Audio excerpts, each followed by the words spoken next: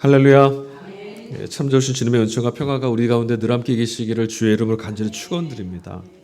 인생을 살아가면서 맞이하게 될 낯설은 날들, 우리가 감당할 수 없어서 두렵고 떨리는 때, 어디를 둘러보아야 될지 길을 잃어버린 그때에도 하나님의 위로와 하나님의 평화가 우리들의 걸음을 지켜주시기를 간절히 축복합니다.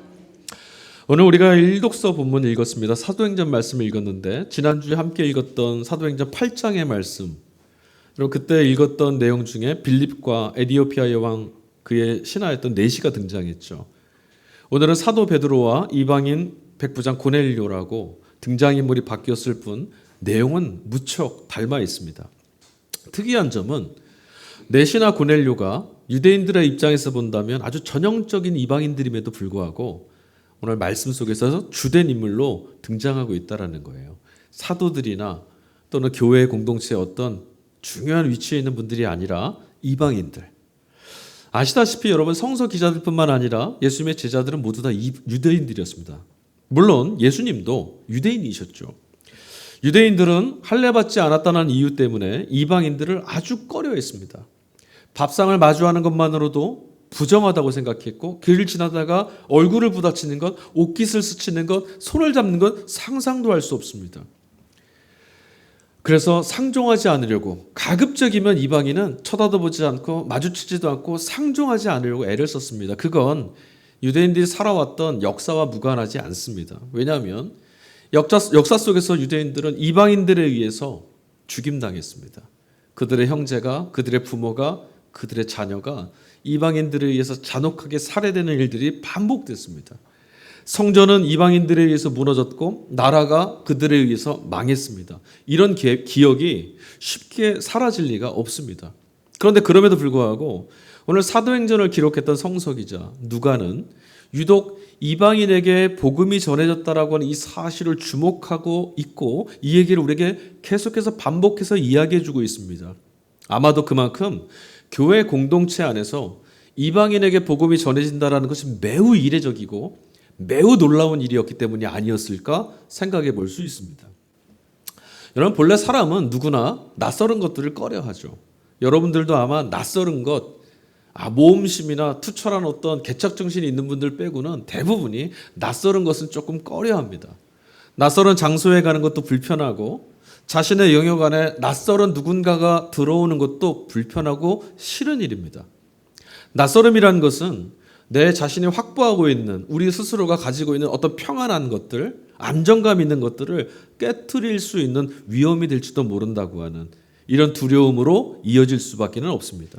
그래서 여러분, 우리는 우리 자신이 인식하든 인식하지 못하든 아무리 가까운 사이라도 일정한 거리를 조금 유지해야만 편한 생각을 가져요. 여러분들이 아마 나한테 있어서 제일 좋은 사람, 나한테 참 편안한 사람 생각하시는 분들은 늘 함께 있는 사람들이 아닐 겁니다. 늘 가까이 할 수 있지만 또 어느 편에 일정한 거리감이 있어서 보고 싶은 사람. 늘 가까이 있으면 싸워요. 그래서 우리는 조금 거리감이 있어야 보고 싶다. 그러나 언제라도 만날 수 있다. 나하고 참 가까운 사람, 친한 사람. 이렇게 생각하는 거죠. 이런 차원에서 오늘 사도행전이 기록됐던 이 당시에 교회는, 초기 교회는 심각한 딜레마에 빠질 수밖에 없었습니다.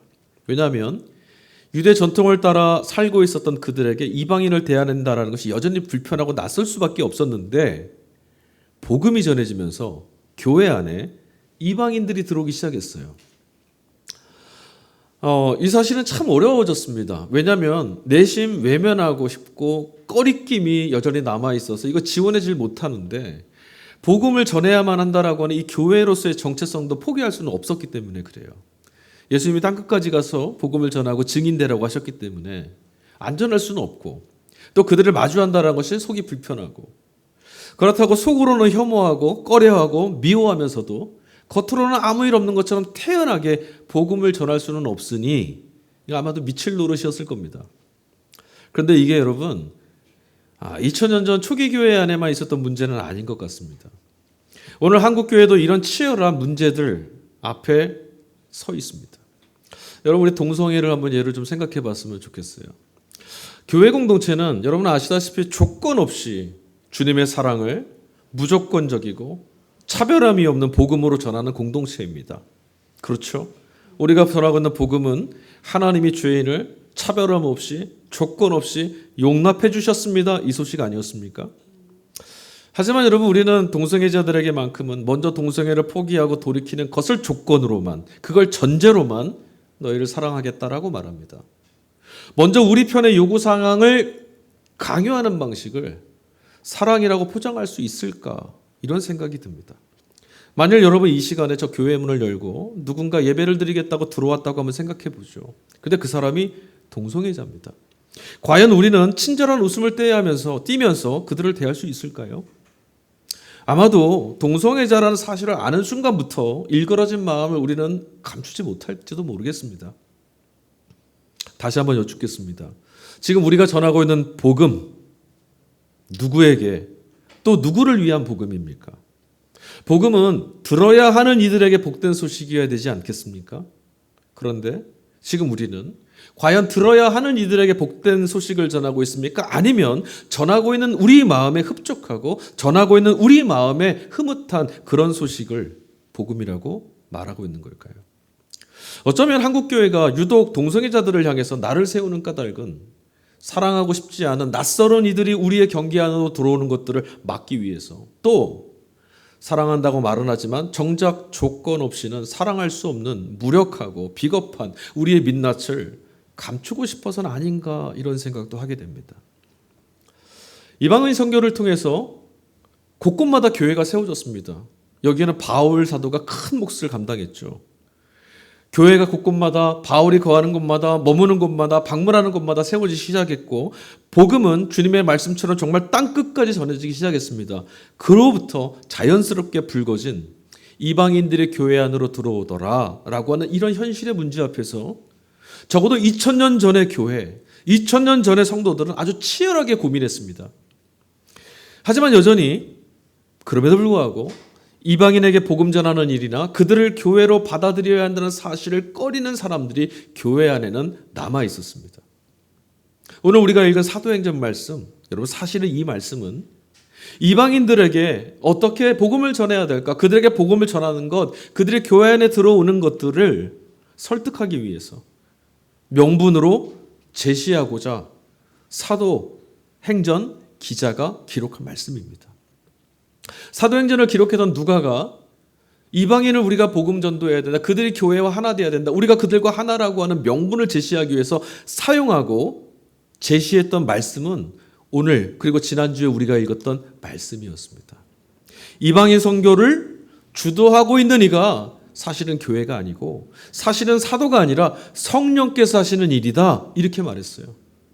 저들에게 복음을 전하고 저들을 교회로 초대하는 것이 하나님이 하시는 일인데 어떻게 가로막을 수 있겠는가 말한 거죠.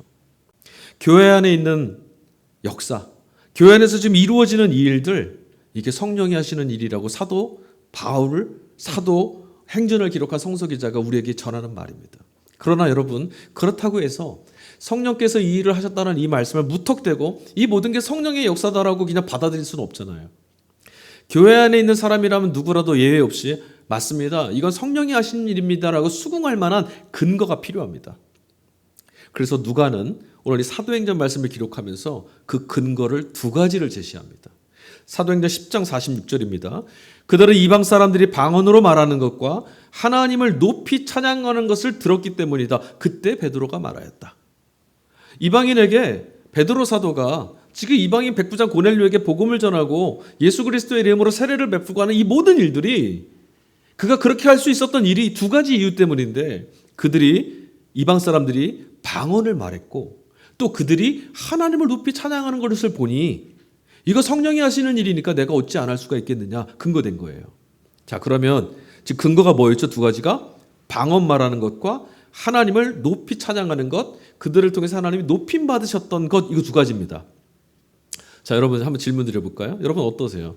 여러분들은 이 두 가지 현상, 그러니까 방언을 말하거나 하나님을 높이 경배하고 찬양하는 일들, 이 두 가지를 가지고 내가 지금 믿음을 갖고 있다라는 것, 내가 이 믿음을 통해서 구원받았다라고 하는 이 사실을 충분히 확인하고 만족할 만한 근거로 여러분 받아들이실 수 있겠어요? 이 두 가지만 있으면 나는 정말 믿을 수 있어, 이 두 가지만 있으면 내가 하나님께 구원받는 게 분명해. 자족하실 수 있겠습니까? 자, 오늘 이 문제를 좀 한번 얘기해 보려고 그래요. 자, 일단 두 가지 근거를 말했으니까 사도 바울이 또는 이 사도행전을 기록한 성서 기자가 우리가 제시했으니까 두 가지를 한번 살펴보죠. 방언에 대해서 한번 생각해 봅시다. 여러분, 우리는 방언이라고 하면 어떤 걸 생각할까요? 여러분, 방언 말한다, 이거 어떤 것이 생각납니까? 제일 먼저 떠올리는 게 뭐죠? 방언만 한다라고 하면 뭔가 뭐 입신에 들어간다거나 아니면 알아들을 수 없는 어떤 신비롭고 놀라운 말들, 신령한 어떤 현상들 생각하시게 될 겁니다. 그렇죠? 물론 성경에는 그렇게 볼 수밖에 없는 다양한 말씀들과 표현들이 등장하긴 합니다. 하지만 중요한 것은 오늘 우리가 아니라 성서를 기록했던, 성경을 기록했던 성서 기자와 그 당시의 교회가 어떤 방식으로 이야기하고 있었고 어떻게 받아들이고 있었고 무엇을 말하려고 하고 있었나, 이걸 유념해야 되는 것이 우리들에게 첫 번째 해야 될 거죠. 저는 방언이라는 것이 눈에 드러난 어떤 놀라운 현상이나 어떤 이들에게 임하는 신비로운 현상을 말하는 것이 아니라 하나님과 그 사람이, 하나님과 내가 매우 특별한 관계 안에 있구나라는 사실을 집중할 수 있도록, 바울 사도의 말대로 한다면 개인의 덕을 세우기 위해서 주어진 표지라고 생각합니다. 그러니까 이 표지라는 것은 목적이 아닌 거예요. 더 중요한 건 뭐냐? 나와 하나님과 특별한 사이다. 나는 하나님께 특별한 존재가 되었고 하나님은 나에게 매우 특별하신 분이다. 이걸 바라볼 수 있게 하는 표지라는 거죠. 사도행전 2장 6절과 8절 말씀 보니까 이런 말씀이 있습니다. 그런데 이런 말소리가 나니 많은 사람들이 모여와서 각각 자기네 지방말로 제자들이 말하는 것을 듣고서 어리둥절하였다. 그들은 놀라 신기해하고 여기면서 말하였다. 보시오, 말하고 있는 이 사람들은 모두 갈릴리 사람이 아니요, 그런데 우리 모두가 저마다 태어난 지방의 말로 듣고 있으니 어찌된 일이요. 아무도 방언이라고 하는 성령 임재 사건에 있어서 가장 중요하고 대표적인 말씀이 이 사도행전 2장의 말씀이 아닐까 싶어요. 오순절 마가의 다락방에 성령이 임하시고 제자의 무리들이 방언을 말하게 됐을 때, 그때 사도행전은 이렇게 기록하죠. 바람과 같은 소리가 있었고 불의 여처럼 갈라진 것들이 각 사람 위에 내려앉더라. 여러분, 이 장면, 사도행전 2장에서 말하고 있는 오순절 마가의 다락방에 제자들에게 성령이 찾아오시고 방언하였다, 방언을 말하게 됐다라는 이 장면을 기억하실 때마다 이 현상, 이 장면에 마음을 뺏기지 않으셨으면 좋겠습니다. 사실 누가가 이 사도행전 2장에서 말하는 오순절 마가의 다락방, 방언이 임한 사건, 성령이 임한 사건, 이 장면은 눈으로 볼 수 없고 한 번도 경험해 보지 못했던 성령을 설명하기 위해서 성서 기자로서 최선의 표현을 선택하고 최선의 표현으로 기록한 것뿐입니다. 여러분, 정작 누가가 방언을 통해서 말하고 싶었던 것은 따로 있습니다. 눈에 보이시지 않는 성령께서 임하시자 눈에 보이지 않는 성령을 통해서 제자들, 그러니까 교회가 다락방 너머의 사람들, 그러니까 세상과 소통하게 되었다. 제자들이 전하는 복음을 세상 밖 사람들이 알아듣더라. 제자들이 증언하는 예수 그리스도의 이야기를 세상이 귀담아 듣게 되더라. 여기에 있는 겁니다. 여러분, 전도하시면 아시겠지만 복음을 전한다고 세상이 알아듣습니까? 예수님에 관한, 하나님에 대한, 성령의 역사에 대해서 아무리 말해도 터무니없는 이야기가 되고 맙니다. 생명에 대해서 아무리 이야기해도 마치 죽지 않을 것처럼, 영원히 살 것처럼 세상을 통해서 자기 인생을 소비하는 일에 몰두하고 살아갑니다. 그런데 사도행전이 하는 말은 그들이 듣더라, 이거예요. 그러니까 우리가 결코 내 곁을 내줄 수 없는, 다가갈 수 없었고 다가오기를 싫어했던 어떤 낯설은 이들과 조건 없이, 차별함 없이 마음을 열 수 있는 소통 안으로 들어갈 수 있게 된다면, 그것이야말로 성령이 우리 가운데 함께 계신다라고 하는 분명한 증거가 될 수밖에 없다라고 말하는 겁니다. 저는 오늘 우리 모두에게 이런 성령의 역사를 경험할 수 있는 은혜가 부어지기를 간절히 축복합니다. 나는 할 수 없었고 사람은 할 수 없었던 그 일을 이루시는 분이 하나님이시구나, 이렇게 고백할 수 있는 일들이 우리 안에 있기를 간절히 소망합니다. 나는 사랑할 수 없었고, 나는 손 내밀 수 없었고, 나는 받아들일 수 없고, 나는 용납할 수 없었는데 이 일들이 되더라. 하나님이 지금 나와 함께 계시는구나. 이 고백이 우리 안에 있어야 될 줄로 믿습니다. 두 번째, 하나님을 높이 찬양하는 것이었죠. 두 번째 증거였습니다. 성령이 계셨고 성령이 역사하셨고 성령이 이루시는 일이라고 증언했던 근거 두 번째, 하나님을 그들이 높이 찬양하더라. 아마도 이런 말씀하실지 모르겠어요. 나도 매일 CCM, 나도 매일 찬송가를 부르고 있지만 삶에 달라진 거 아무것도 없더라. 이런 마음을 갖게 되는 것은 아마도 성령이 함께 하신다는 증거로 삼기에는 그건 좀 부족하지 않겠느냐. 누구나 찬송 부르는 거 아니냐, 이런 생각 때문이겠죠. 하지만 여러분, 이건 우리가 하나님을 높인다라고 할 때 그 말 안에 담겨있는 의미가 어떤 것인지를 우리가 실감하지 못하고 가벼이 생각해 왔던 탓입니다. 여러분, 우리가 어떻게 하는 것이 하나님을 높이는 일일까요? 그리고 애당초에 우리가 하나님을 높일 수는 있을까요? 우리가 어떻게 하나님을 높일 수 있겠습니까? 어떻게 높여드릴 수 있겠어요? 찬송을 크게 부르는 거겠습니까? 아니면 예배의 자리에서 아멘이라고 크게 응답하는 거겠습니까? 아니면 두 손을 들고 하나님을 높인다라고, 하나님의 경배 받으셔야 된다라고 고백하는 거겠습니까? 어떤 것일까요? 그리고 어떻게 하면 하나님 정말 높여지실까요? 여러분, 먼저 이 사실을 분명히 아셔야 돼요. 하나님을 크시다라고, 하나님이 높으시다라고, 하나님은 높으신 분이라고 경배받으셔야 된다, 이런 고백을 하기 위해서는 반드시 선행돼야 될 게 있습니다. 뭘까요? 어떤 것이 선행되지 않으면 우리는 절대로 하나님을 크시다라고 고백 못합니다. 반드시 선행돼야 될 것, 너무나 당연하고 너무나 단순한 이야기입니다. 하나님이 얼마나 높으신 분인지를 실감하는 겁니다. 맞죠? 하나님이 얼마나 크고 높으신 분인지 실감하지 않았는데 어떻게 그를 높일 수 있겠습니까? 하나님을 실감하면 하나님이 얼마나 크고 높고 위대하신지를 실감하게 된 사람만 하나님을 기꺼이 높여드리고 싶은 마음에, 감동에 사로잡힐 수 있는 거예요. 우리는, 여러분, 현대과학이 아무리 발달했다고 해도 우리는 아직 우주의 끝이 어떻게 생긴지 모릅니다. 과연 끝이 있는지 없는지. 끝이 있다고는 하지만 아무리 달려가 봐야 닿을 수가 없는 그곳.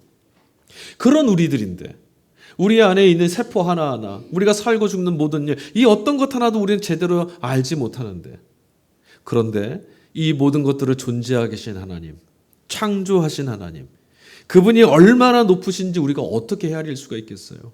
그러니까 우리가 하나님이 위대하시고 하나님 정말 높으시다라는 것은, 헤아릴 수 없다라는 것은 어찌 보면 당연할지도 모르겠습니다. 그러면 우리가 어떻게 하나님을 높일 수 있을까요? 방법은 하나뿐입니다.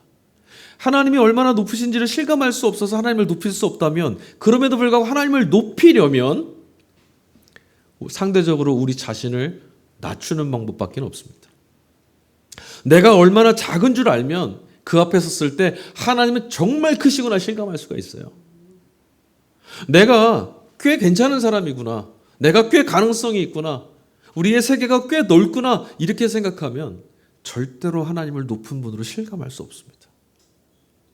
우리 인생에 무기력하고 무능하고 절망하게 될 때, 그때 능하신 하나님을 실감하게 되고, 나는 아무것도 아니구나, 결국 먼지로 돌아갈 수밖에 없구나, 이게 정말 와닿게 되면 하나님은 정말 높은 분이구나 실감하게 되는 거죠. 자, 그렇다면 우리는 얼마나 나 자신을 낮추어야 하나님을 실감할 수 있을까요? 사실 여러분, 우리가 나 자신을 자꾸 낮추어서 하나님을 높여드린다라는 것, 하나님을 경배한다라는 것, 그러니까 찬송하고 예배한다라는 것, 사실 우리와는 잘 맞지 않는 일입니다.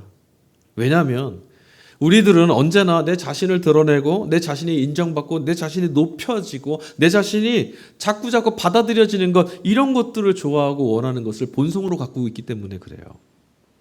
여러분, 어딘가에서 나를 인정해 주지 않으면, 나를 무시하는 것 같으면 어떠십니까? 분노하잖아요. 아무도 나를 주목하지 않는 것 같고 다른 사람은 다 인사해 주는데 나는 인사 안 해줬을 때 어떤 마음이 들어요? 화가 나요. 나를 무시하는 거야? 나는 그렇지 않다라고 말하고 싶어도 이건 어쩔 수가 없습니다. 이게 우리 본성입니다. 실제로 우리는 얼마든지 하나님을 높인다라고 찬양하고 기도하고 예배하면서도 스스로 자기 자신을 높이는 일에 쉽게 떨어질 수도 있습니다. 거대한 교회 건물, 대규모 성가대의 이 장엄한 찬양, 성공한 목회 안에서 영광을 찾으려고 하고 땀 흘려 기도하고 밤낮으로 기도하는 자기 자신을 바라보며 만족감을 얻기도 합니다. 전도 많이 하고 예배에 열심인 자신의 신앙 안에 온통 관심을 쏟고 그 안에서 의미를 발견하고 기쁨을 찾으려고 하기도 합니다. 높으신 하나님을 찬양한다고 하고 높으신 하나님 앞에 있다라고 하지만 여전히 나 자신에게 시선을 돌리고 있고 내 자신이 눈에 들어오고 있으니 내가 크게 보인다라는 거죠. 내가 크게 보이는 만큼 하나님은 작으신 거예요. 뿐만 아닙니다. 적어도 우리는 나 자신은 언제나 하나님을 높이는 자, 하나님을 찬양하는 자, 하나님을 예배하는 자, 하나님을 믿는 자라는 신념에 기대어서 너무나 쉽게 다른 사람들은 그렇지 않다고 정죄하고 꾸짖고 나무라고 혐오하기도 합니다. 하나님이 옳으신 것이 아니라 나는 옳다라고 하는 것이 너무나 중요해서 여기에만 매달리는 그릇되고 왜곡된 믿음입니다. 그래서 여러분 기억하실 것은 타자, 다른 사람을 비난하고 다른 사람을 정죄하고 다른 사람을 혐오하는 것은 언제나 예외 없이 자신을 높이고 싶어하는 욕망이고 하나님의 높으심을 부인하는 불신이라는 것을 우린 기억해야 됩니다. 하나님이 정말 가장 높으신 분이라면, 하나님만이 말씀하시는 분이라면 그분 앞에서 우리는 모두 다, 그리고 언제나 예외 없이 모두가 다 무능합니다. 그분의 판단, 그분의 선택, 그분의 말씀만 있을 뿐 우리는 아무도 할 말이 없습니다. 누가 누구더러 뭐라 할 처지가 아니라는 거죠. 하나님 앞에서 우리는 다 죄인이라고 말하는데 하나님 앞에서 괜찮은 죄인, 나쁜 죄인이 없어요. 다 죄인이에요. 맞습니까? 근데 우리는 난 너보다 좀 나은 죄인이야. 하나님 보시면 얼마나 기가 찰 일입니까? 정작 하나님이 높임 받으시는 일, 그 일에 가장 큰 걸림돌은 바로 자기 자신이라는 것을 우리만 모르고 있습니다. 나였어요. 그러다 보니까 늘상 세상 안에서 어떻게 살았냐? 세상을 두려워하고 염려하고 삽니다. 하나님만 보여야 되는데 너무 크셔서 하나님만 보여야 되는데 세상이 보일 만큼 두려움으로 보일 만큼 하나님이 짭으로 들어있다니까요. 말로는 하나님께서 세상보다 크시다라고 고백하고는 있지만 정작은 그것을 사실로 받아들이지 않고 있는 겁니다. 믿음이 하나님을 기꺼이 높여 을르드리는 삶으로 이어지지 못한 탓입니다. 다시 오늘 본문 말씀으로 돌아가 보죠. 고넬료, 이방인 백부장 고넬료의 집에 성령이 임하셨습니다. 베드로를 여기까지 이끄신 분도 성령이셨습니다. 베드로 여기 안 오려고 했습니다. 절대로 못 갑니다 했어요. 그렇죠? 내가 갈 수 없습니다. 부정한 자들입니다. 근데 성령이 베드로를 꺾어서 여기까지 데리고 오셨습니다. 다시 한번 부탁드리지만 여러분 이런 말씀을 들으실 때 이 사건을 이방인이 회심하지 않느냐, 기독교로 개종했지 않느냐, 혹은 그러니까 기독교가 우위성을 갖고 있는 건 아니냐, 봐라 대단하지 않느냐, 이런 거를 자랑할 만한 어떤 사건 정도로 읽으시지 않았으면 좋겠어요. 오늘 여기서 우리는 고넬료를 좀 주목해 봤으면 좋겠어요. 그는 오늘 예수 그리스도를 죽은 자 가운데서 일으켜 세우신 하나님을 경험했습니다. 그러니 이제 더 이상 하나님이 계시지 않은 것처럼 이전처럼 살 수는 없습니다. 로마 황제를 신으로 섬기며 거기에다 자신의 인생을 의존하며 살아왔던 백부장으로서의 그의 삶은 이제 망했습니다. 왜냐하면 가장 높으신 하나님을 경험한 사람이 사람을 높일 수는 없기 때문이죠. 이건 여러분 애쓰고 수고하고 노력하고 결단해서 되는 일이 아니죠.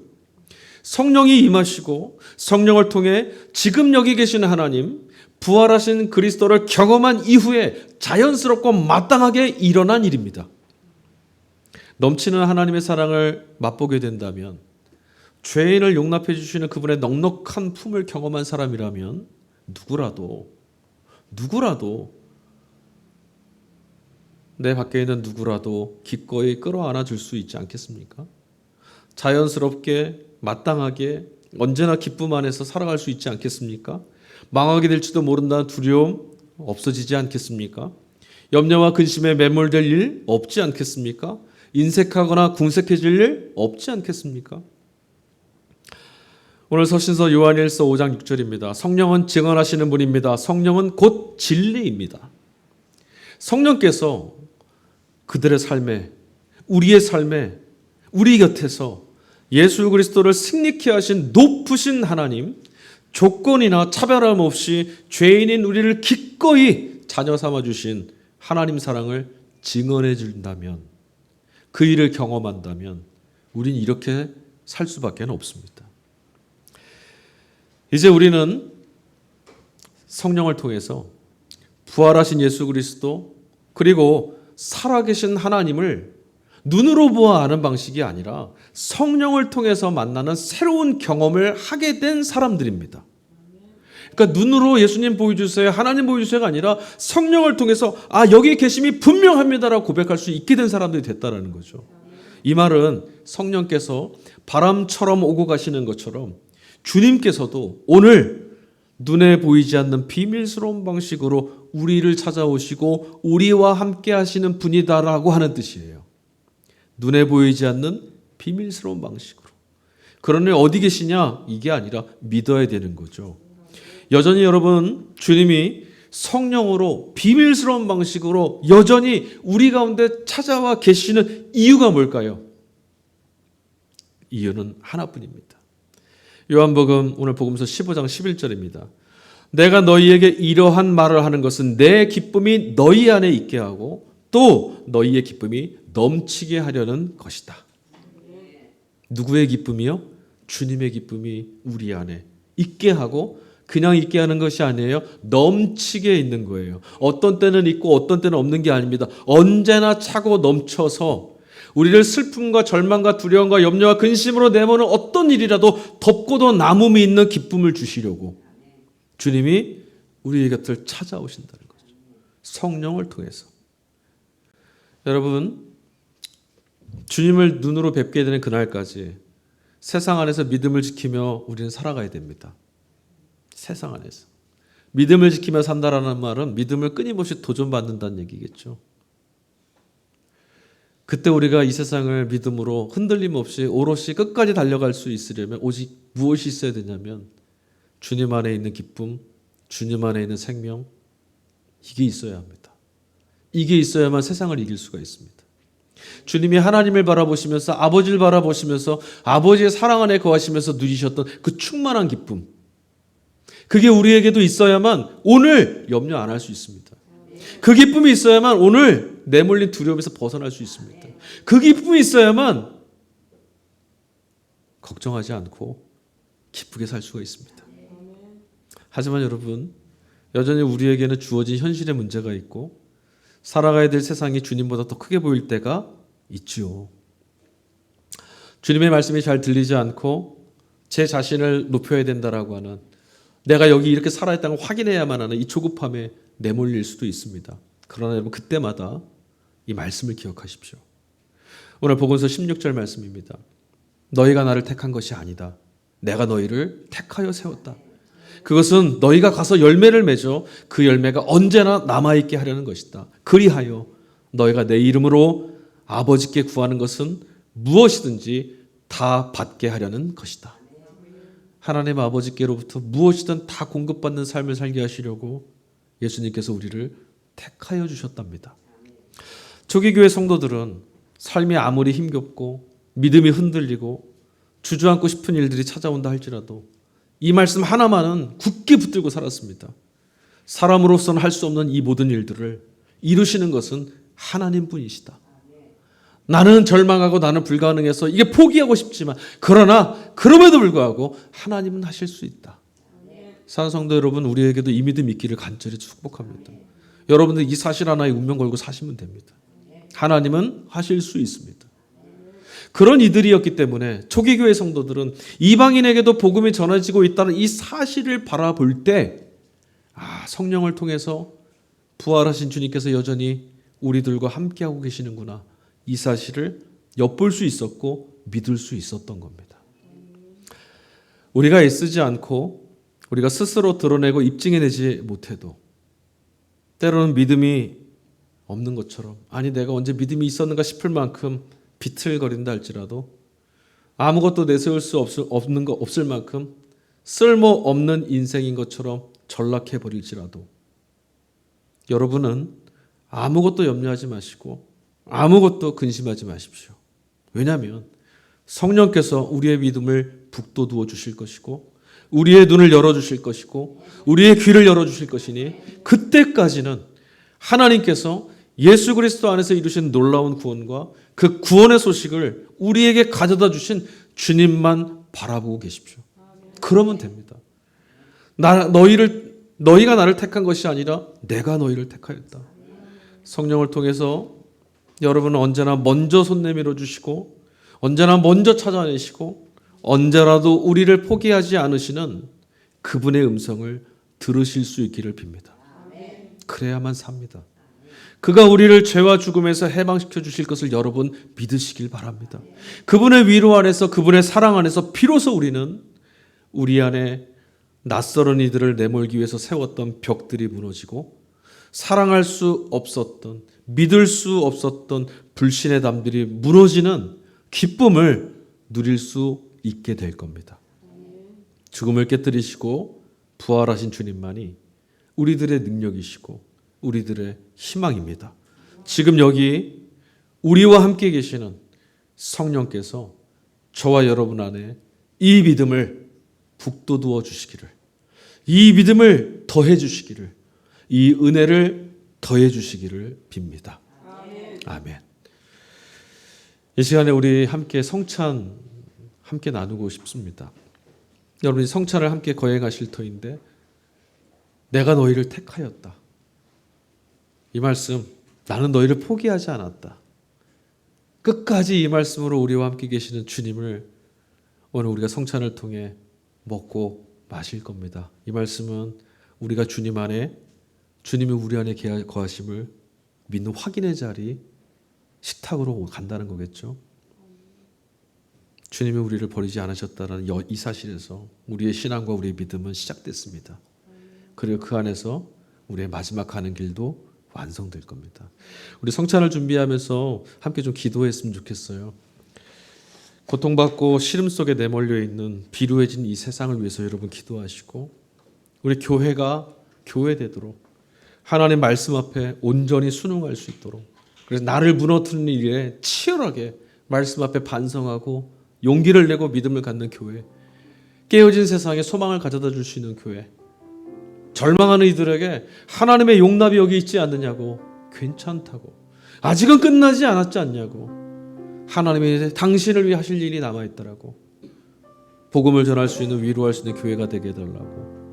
그리고 우리가 오늘 이 성찬을 통해 이런 믿음을 갖고 돌아가는 예배 자리 되게 해달라고. 오늘 이 시간 병들고 아프고 세상 끝 벼랑 끝에 내몰려 있는 이들을 위해서 함께 기도하면서 성찬을 준비하겠습니다. 우리 같이 기도하겠습니다. 같이 기도하십시다.